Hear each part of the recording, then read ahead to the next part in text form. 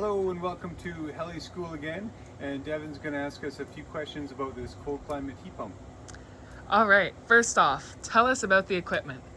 This is a Samsung cold climate heat pump.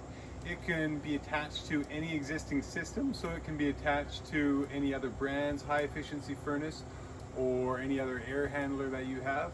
And it's made to be an add-on to almost any other equipment, and it can work with different thermostats like a Nest or a Honeywell, an Ecobee, or whatever you like. So it works with a lot of other manufacturers' equipment.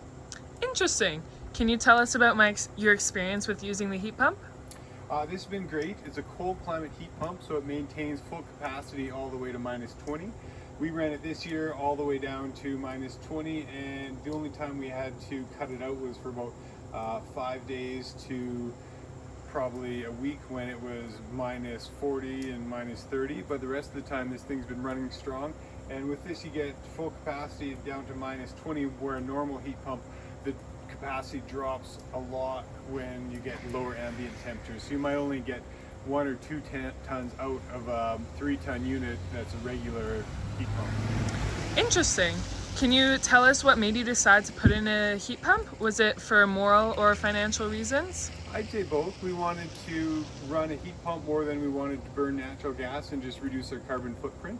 And also with this one, it's amazing how efficient it is at running as a heat pump. So really in your moderate temperatures, it runs quite efficiently. Very cool. So have your bills changed at all?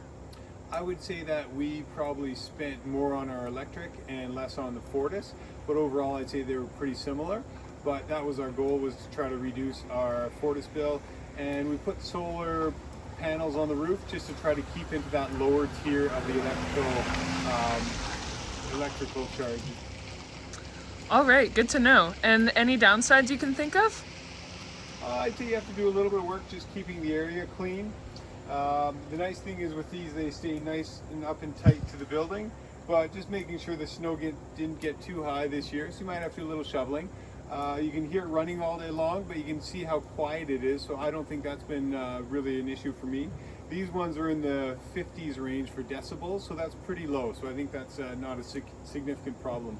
Awesome. Okay, and last but not least, who would you recommend a heat pump to, and what process would you recommend? I would pretty much recommend one to anybody nowadays, especially if you live in the country and you're burning propane or oil in town. If you've got a spot where you can put one and you want air conditioning, they work great too. The process, I would say, if you're going and changing out your whole system, you can do the energy evaluation first and go for the federal and provincial grants. We just went through Clean BC for the provincial grants. This unit doesn't apply for the federal because it doesn't have a matched furnace. So if you're going through to get the federal grants, you have to make sure all your equipment is matched, which this one isn't. But it is a great piece of equipment. You can see on it's got 2 fans, so they're a little bit quieter. It's got lots of space below. You can see the back has a pretty big surface area, so there's a lot of copper. But overall, I'd say they run great, and you can fit them nice and tight to a lot of buildings. Awesome. Well, thank you very much. Thank you, Devon.